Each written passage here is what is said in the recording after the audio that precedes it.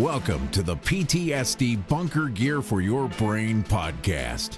Post-traumatic stress disorder is not a death sentence, yet a rite of passage to a higher level of tolerance. Stay with us and come out of the darkness as your host, Carl Waggett, shines a light on this very misunderstood disorder. Welcome to PTSD, Bunker Gear for Your Brain. I'm your host, Carl Waggett, and welcome to episode 292. Guys, if this is the first time you've ever found us, it's very nice to meet you. My name is Carl, and this is a podcast about post-traumatic stress disorder. But guys, as I say at the beginning of every podcast, we don't get real medical here. No, we look at things through the eyes of the emergency services, which is police, fire, ambulance, and dispatch, as well as correctionals and Coast Guard. Guys, I think it goes without saying military, right? But as I say, guys, if you don't work in those lines of work, hey, you can still hang out with us. Yeah, these three little bastards, PTSD, depression, anxiety, they mess with a lot of people in a lot of lines of work. So no, hang out. It's all cool. For those of you who do join in from time to time, guys, it's fantastic to see you. Shall we get on with the show? All right, guys. So look, I know I always say that, I can't wait to do this episode. But look, this episode I'm really, really looking forward to. For the simple reason, guys, it's an entire week on, what I would like to share with the loved ones that are going through this PTSD, depression, anxiety. Yeah, it's not necessarily directed to the people that are suffering with it. Guys, I kind of want to be able to communicate some stuff to you guys. Because like we said, guys, this PTSD, depression, anxiety, it really goes after your communication skills. And I'm not talking about basic communication skills like, I would like to buy a block of cheese. No, I'm not talking about communication skills like that. I'm just talking about explaining what's going on inside you. And that can be really, really difficult to do. So, guys, what I wanted to do this week was take an entire week and try and explain this to your loved ones as best I can anyways. So, look, I'm not explaining every aspect of PTSD, depression, anxiety, obviously not. But what I'm doing is I'm taking some major things that affect people that I had no idea how to explain. So, guys, the subject that we're going over tonight, it's a personal one, okay? It really is. But I'll tell you what, it really, really showed that something was changing in my life, and I didn't know how to explain it. So, guys, shall we get on with it? Let's go. Okay. So, look, guys, I don't think it's any surprise that, look, I love to have a good laugh and a giggle. I do. You know what? I'm usually up for any good time that's going on. You know what? I'm meeting people. I enjoy talking to people. And, this is the way that I've been, basically all my life. Yeah, I really have. And guys, it's paid me some incredible dividends in life. Being able to get along with people and enjoying people, look, it's something that opens doors up that you can't imagine. And I think everybody can understand that. Look, if you're a very outgoing person and you get along with people, there just seems to be more opportunities for people like that, right? Because, quite frankly, they go after them and that's why they find them. Well, the thing is that I found when I was on the fire department, when I first got hired on the fire department, obviously nothing changed. But as the years went on, I was less and less like this. Yeah, I was. I was much more serious about everything. Even though, Carl was the type of guy in college that, let's jump in a car, drive 2.5 hours to a party, whatever, right? It didn't really care. Well, I was starting to find now that everything in my life was extremely serious. Yeah, and I didn't know why. Now, look, at the time, I really played it off as, okay, well, look, you know what? I've been on the fire department maybe 5-6 years now. You know what? At this point, I have 2 kids. I have a mortgage. I have all this stuff going on. So if anybody ever said to me, look, Carl, you're getting a bit edgy. You need to settle down a little bit. I always used to rebuttal with the whole, look at the stage of life I'm in right now. Like, seriously, I got 2 young kids. I'm somewhat new in a job, right? I'm trying to pay this mortgage. I got a credit line. I got student bills, you've got all this stuff crushing on you. So, I always used to kind of play it off as that. And then one night it happened where I realized that, okay, look, you know what? I'm definitely changing here. Okay, I'm beyond serious. And you know where it happened? It happened in Disney World. That's no shit. It actually happened in Disney World. You see, I went down there while I was with my ex-wife at the time and the 2 kids, Caitlin and Cody, right? Well, my mom and dad were down there with my sister and my nieces, right? So it was a big family vacation, if you will. And, I remember after about 2 or 3 days of walking around Disney, my dad stopping me and going, you know what, man? You've changed. And I was like, what are you talking about, change? Like, and you're going to bring this up here? Are you joking? I remember my dad saying, you're beyond serious. Okay, we're here in Disney World and you can't have fun. Like, I've watched you. I've kind of noticed this with you, right? So, as a typical son, I turned to my father. I'm like, yeah, okay, Dad, whatever. And to be honest with you, I was a little pissed off that he brought it up at Disney World on a family vacation. But look, here's the funny thing about parents, okay? They know you better than anybody. Oh yeah, listen, I'll tell you what, your buddies, your friends, the guys at work, whatever, they can all tell you that everything that you're doing is fine, but let me tell you something, when a parent steps in and goes, look man, you've changed, you got to pay attention to that. Because you got to remember something, right? Even though I'm a grown-ass man talking to my father, my dad used to wipe poo off my back when I was a baby. Think about it, right? So he has watched me grow my entire life, and now he's finally digging in, and he's finally saying, look, I don't know what is going on with you, but Carl, you're beyond serious. So guys, this is what I really want to talk about today of, well, where this kind of came from. Because look, at the time, like I said, I just blew it off as my dad, yelling at me, or he was pissed off at something or whatever. Of course, it wasn't my fault. How could it possibly be my fault, right? But now that I've had, well, pretty much a decade to look at it, look, this is something that I really want to explain to the loved ones out there. Because look, I remember getting like this. And you know what? Look, I'm not saying this is PTSD, depression, or anxiety. That's not what I'm saying for a second. But what I am saying is there's no way that the stuff that you see at work does not affect you on your day-to-day. Okay? And I'm not talking about something being graphic, and I'm not talking about something, really pressing the right buttons in your mind. I'm just talking about seeing unfortunate incidences that just happen. Okay, look, there's 7 billion people on the planet, okay? Believe it or not, it's just a matter of time before people run into each other, whether it just be on the street or whether it be in a vehicle. But the fact is people bump into each other, and this happens. Now, look, I think we all kind of understand that, okay, this is what happens in life, okay? There's car accidents, sometimes people die, sometimes people are injured, whatever. But let me tell you something. It's one thing to watch it on the news. It's another to actually be there. I think this is one of the things that grabbed me the most when I was on the fire department. Okay, it wasn't necessarily how graphic calls were or how sad calls were that I went to. It was just the possibility of calls. Yeah, that's right. Okay, look, we all understand that car accidents happen and we see them on the news all the time. But like I said, it's a completely different situation when you're there. And the example that I wanted to use in this particular podcast was when I was driving on the street with my family. Okay. Now, look, I was with my ex at the time, and, the 2 little kids were in the back, whatever, that's fine. But the thing that used to get my attention the most are these roads where there's no divider between you and the oncoming traffic. Okay, let's say the speed limit's, I don't know, maybe 80 kilometers an hour, or for our American friends, 60 miles an hour, okay? Well, I want you to think about 2 vehicles traveling towards each other, okay? Head on, right?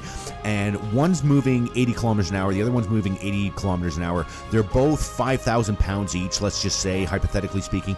Now, the only thing that is dividing those 2 masses moving at that speed is a yellow line on the road.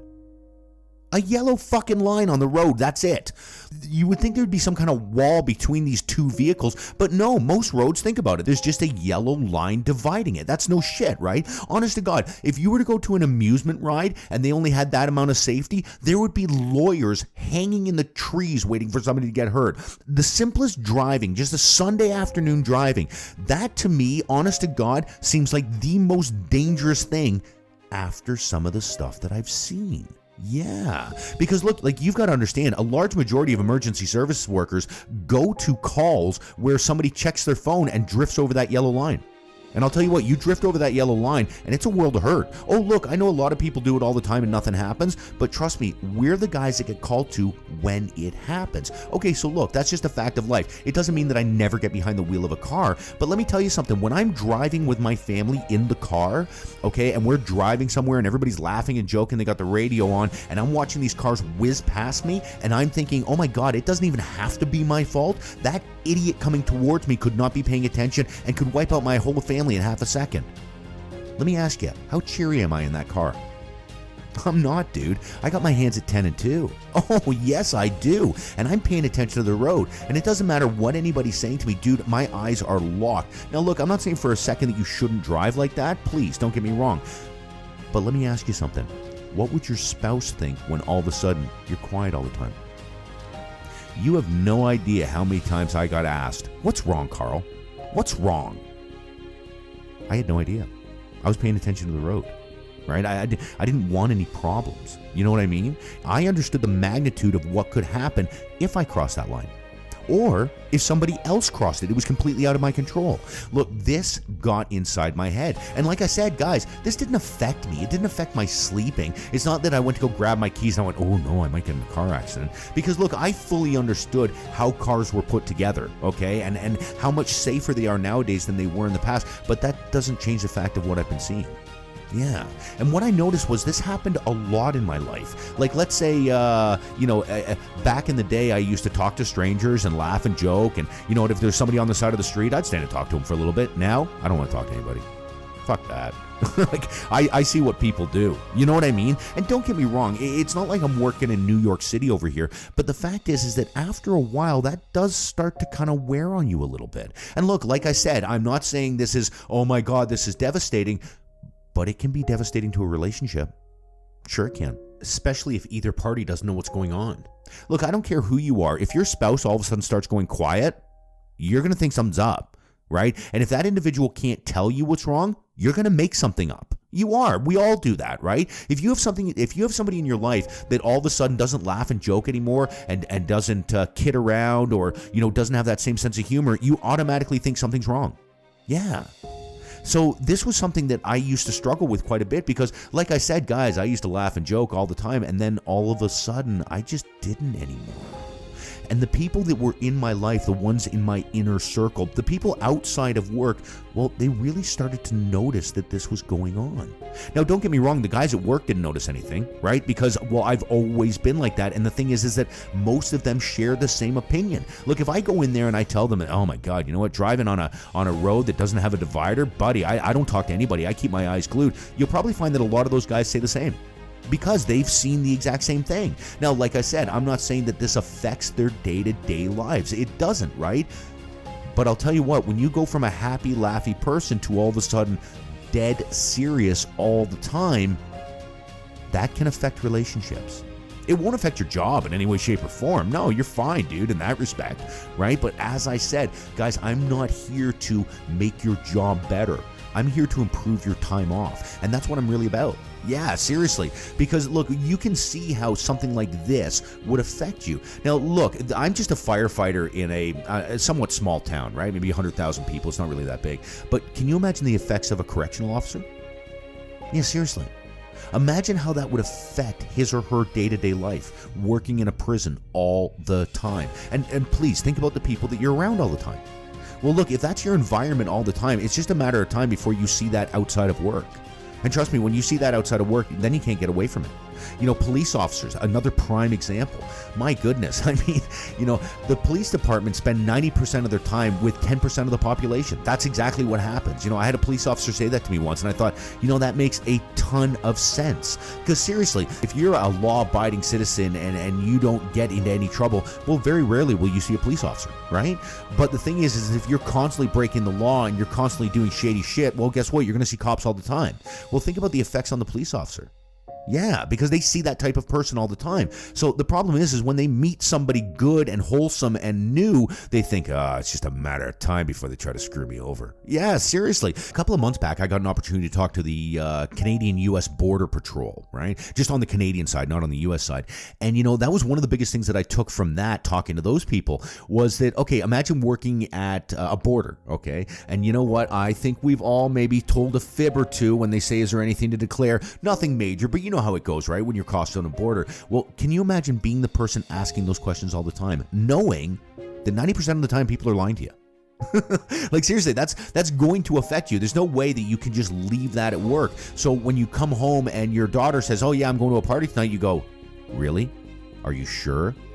Well, let me just see your phone for a second. You know what I mean? All of a sudden, you don't trust people. Now, look, I'm not saying that this falls under the category of PTSD, depression, anxiety, or not, but I tell you what, it does fall under the category: a lonely life. Yeah, seriously. Because when I started to really start to act like this, okay, great, work was fine. I got along with everybody at work, okay. But my personal relationships, this sucked.